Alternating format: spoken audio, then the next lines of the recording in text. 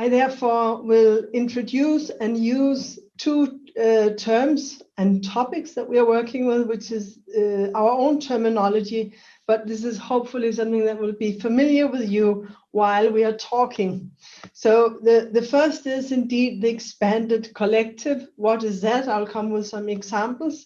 Superkillen that you may know, I'll also show a few slides of. And another example of how we work with this idea of the expanded collective. And the second topic being interspecies living.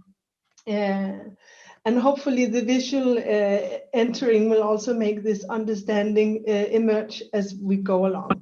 And I understand, Jonathan, there will be questions afterwards. So I say to all of you, please don't shy away from asking about something that is happening in the beginning of the talk. We can catch up on that afterwards. And I will try and make it a brief, short, and open up to that we hopefully have a lively discussion where there is indeed participation and not a monologue only from here. Okay, so expanded collective. Making a sustainable public art for us, it requires also an expanded participation where one remain open to input from others and also empowering the others in the process. And others is not a really good term, but it's to say that it can be the neighborhoods, the citizens, the elderly people, the young people. And recently we worked a lot with children as well, empowering children into developing new ideas for urban living, which is something that they are deprived of. They're somehow more forced into the way that we've been thinking about it, and how can we actually empower the children to be part of this process. I will show examples of this as well. So let's see here. We should be able here. Do you see this meeting is being recorded as well? So we'll just say continue. Okay. And you see my screen fine now? Yes, perfect. Yes. Me too. Yes. Good. Yes. So this is, of course, just a top view to give you an idea of the stretch of Superkillen, which is in an area in Nørrebro in Copenhagen. And it was very much before this park was made. As Jonathan mentioned, this was finished 10 years ago, back in 2011. And it was very much a no-go zone. There's more than 50 different nationalities. And when the municipality was planning to do this park, they didn't actually think to involve the people living there. And that was very much the approach Superflex took. So if we just see here. Here we go. Superkillen is made with a very intense process with the citizens there, where they were actually invited to suggest objects such as benches, fountains, lamps, ramps, trees from all over the world.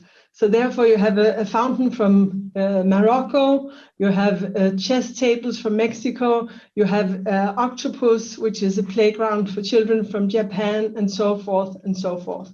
So thinking about the participatory process, it was completely new for the municipality at this time.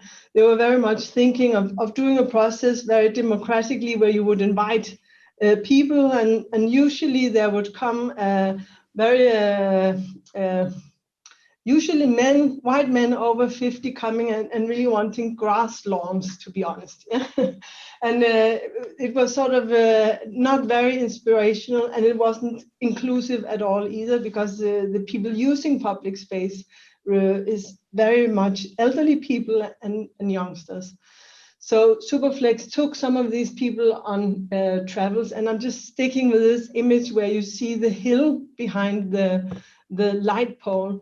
And this hill is made out of 1 ton of earth from Palestine. So it was actually Rasmus Rosengren Nielsen who took 2 girls from Palestine and never been back to Palestine, because what they actually wanted was to bring back some of the earth. It was quite a process. It delayed also the project a deal, but it actually, we managed to get this earth back, and the hill is indeed very red earth from Palestine, which you can see when you're standing on top of it. And all of this processes has actually made it a very sustainable park, in the sense that there is no harassment made. What is a factor is that there's been a lot of use of it. It's been a park and is still a park that is very much used every day. But the municipality has actually taken it in and looked at it and has used it as a best practice in their own processes for how to actually install urban furnitures and urban design in a way that isn't harassed. How has this ownership actually gotten to be so strong? That is what this is very much an example of. Now, of course, this was 10 years ago, and the inclusiveness that we talk about when we're including the people living there is, to us, of course, normal practice today, and it wouldn't be the only one that we would include in today's urban planning. And I will also talk about that, because of course we need to include other species as well, not just think of nationalities and genders and ages, but also other species. Anyhow, we see there's some examples here. Another example I want to share with you is in Paris, in France. They are making right now Europe's largest building site, making the Grand Paris Express, which is a subway going around the outside of Paris, creating 72 new metro stations. And we were invited very early in the process to come into a very difficult area where 4 cities are actually united and having to share this metro, future metro station. And there was a lot of conflict in this site, not just because the 4 areas are politically very different and they are not collaborating at all. That was one factor. Another factor was that all of Paris was built on foundation taken from stones from outskirts of Paris, which actually meant that back in 1961, the area here, which is called Clément, literally fell down, just like if there was an earthquake, which of course made this area extremely nervous and sensitive, that we were now going to dig again underneath all of these houses. And also it demanded that people were expropriated and had to move in order to have space for this metro. So it was very much conflicted. And we were asked if we could work with the citizens in this process and see if something could come out of it. And on a research trip to Paris, and we actually have Bjørnstjerne here on the image, we went into a house that you can see in the background, which is no longer existing. And in this house, there was children's drawings on the wall, also signed by the name of Alice. And the whole story, there was a rapid, there was a lot of farewell notes in French. We got really curious about who is this girl who is writing on the wall. And the metro company said, of all the people, can you please not want to talk to this particular family, because it's been quite a devastating history. They had to move out of the house and everything like this. And we was quite convinced that it was interesting to actually get her on board. And this is the girl that you see on the left. This is Alice. And this is a project that is lasting 7 years. And this was back in 2016. And she was just 7 years old at the time. And there was a whole process of actually having made a building site in the city explaining what is actually going to happen. And in this whole process, we made Alice ambassador and enforced that the 4 city children, the schools, should work together in making urban furniture development workshops and Alice tea parties, just like in the film of Alice of Wonderland, where the children could actually work together in a way to actually make a sustainable future, since we, the adults, are obviously not communicating and cannot find out of working together. Hopefully we can make a bridge and make a bond between the children. And this has been done now every year since this has started. And there was indeed a bridge also made. Oops, it's not, that was too soon. I don't know if I can go back. Okay. But there was a bridge made. This is just, okay, let's see. Okay, we will leave it like this. You just need to listen to me for a second. So there was a big bridge made of the 2 areas where the metro is going to cross. And the metro station said to us, so what are we going to do with this? And we reached out to Alice, and Alice says, I want it blue and I want my name on it. So where you saw her writing her name, this is actually a very huge sign that is 10 meters long. And it is sort of flickering above the bridge in this area. And she has been involved in this process in all the years. And just 2 weeks ago, Alice and Bjørnstjerne, that you saw in the image, they came home from a travel where Alice chose to come to Athens. And in this travel, we wanted her to find an object that she actually wants to make and place on the square in Clermont. And this is similar to the process of Superkilden, but where it was a lot of different people in this. We have chosen one girl who is then the ambassador for a lot of children. So that is just to say, okay, that's one way of actually working with the expanded collective. And later in October, we will make a very large project, also public, in the city of Billund, which is also the capital of Lego, that has invited us to do a big installation in their city. And there we worked with 155 children, and hopefully you will follow that when that comes out in 1 month's time. But I'll leave the expanded collective for now and then enter the other subject or topic here, which is interspecies living. And this is the image also following that. So working with sustainability, of course, means also to shift perspective, because we are building our cities and our houses and our infrastructure with the human perspective always. And we want to try and change that. That's part of art, to change perspective, but also to move away from the Anthropocene, where we actually see the human as the center of realizing what we're doing, if it's cities, buildings, or urban public spaces.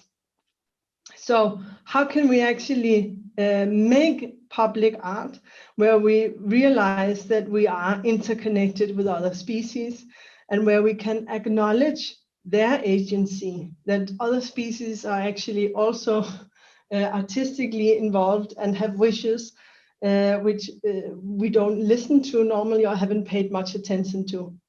And if we do that, we will automatically also rearrange our cities, our urban landscape, to facilitate their needs and also their perspectives. And if we can do that and really change our own placement in this ecosystem, we think that there can come empathy for the others and thereby have a more interspecies living approach. So how have we dealt with this? And now I'm showing you an image of the work called Dive In, and it can be a little hard to see the scale of this, but this is a 10-meter tall sculpture that is standing in Coachella Valley in Palm Springs in California. And it is the result of a very long research, because trying to understand what other species actually want can be extremely difficult, because we don't have a common language, of course, and it entails a heck of a lot of research, and therefore also working with scientists. And for this particular work, we have worked for 3 years with the Max Planck Institute in Germany, with a professor called Alex Jordan and his team on animals' collective behavior. And together with him, we have made a PhD study of what is the architectural preferences of fish. And this is, of course, a very abstract notion, but what we're actually doing is we're sending different structures to the laboratory that they're then diving with. We've done this in Jamaica, in the South Pacific, and now also in Corsica. And thereby they had recording the data, finding out what is actually the interaction with the structure.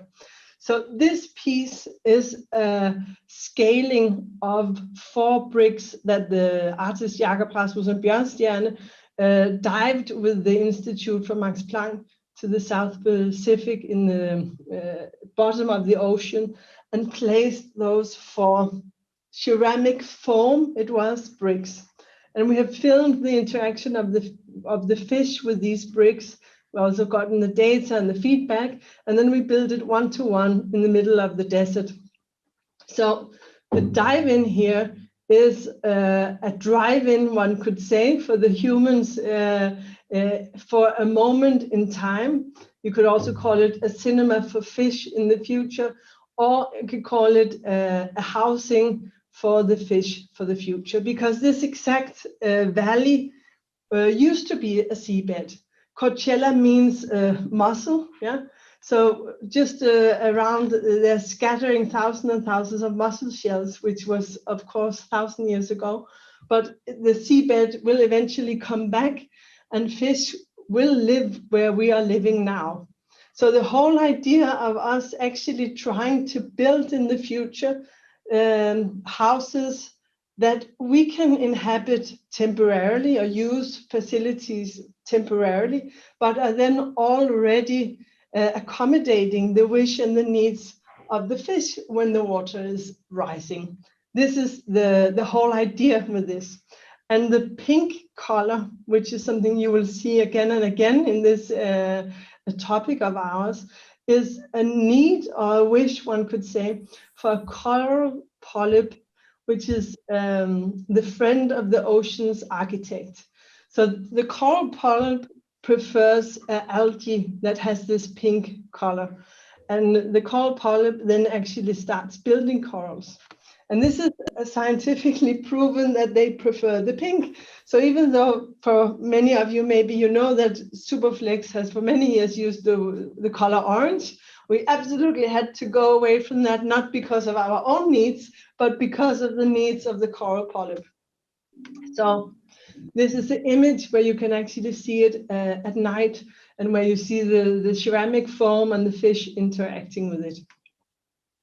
Another example I'll show you, which is completely new, and this is only happening on Tuesday, but it's made public yesterday. So I changed the whole screening here for you because I thought this was interesting.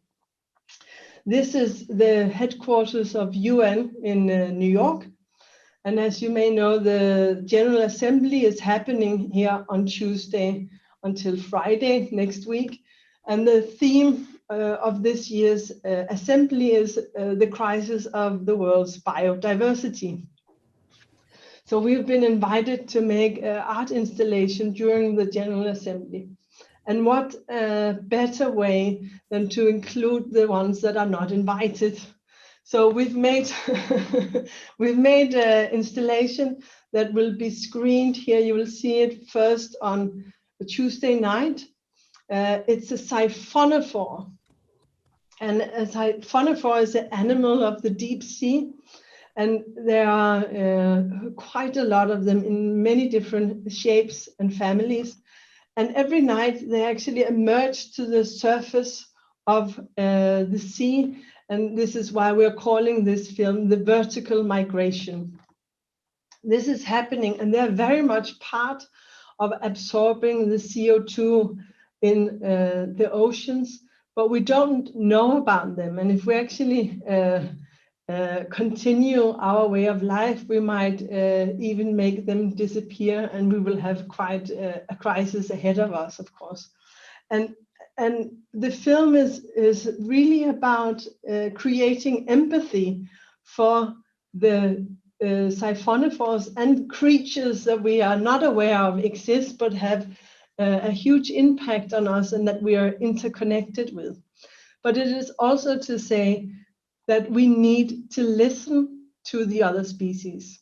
And us gathering all leaders from all over the world to discuss this crisis, again, only from a human perspective, is sort of asking or requesting that we actually look beyond our human perspective. And it's just to show you a little here, screenshots of this animal. And at the same time, this is also happening during the General Assembly. We have here in Central Park, just as we speak, actually, the trucks are unloading. So it's a little bit surreal to be talking about it now. So this is, of course, a render. In a few days, I would be able to show you the right footage here. But this is Central Park, and we've made an Interspecies Assembly sculpture in this coral stone. It's made into a circle, just as you would find in old forests. You would find what we here call the tingle, where people have been meeting and meeting without making rivalry. You couldn't actually enter the tingle with your weapons and all of this. So this was the first also way of having a democracy among us as humans. This is meant to be a sculpture that is actually lasting, perhaps even our own lifetime. And the holes that are made into the sculpture is, of course, to accommodate the other creatures' way of moving. It can be fish or siphonophores or what will happen. And into the stones, a contract is made. So this is sort of a momentum for the humans that we, in this time at the General Assembly, realize that we need to include the other species and think from a different perspective than from the Anthropocene perspective. So this was a short presentation about how we are thinking the interspecies living topic, and hopefully also a way to see how can you, in your processes, how can you in your materialism, and how can you in your way of going from the perspective include a sustainable perspective. Although we prefer to use the word interspecies living. Yeah. So I think this is, Jonathan, the quick introduction here, and then I think we should open up the discussion.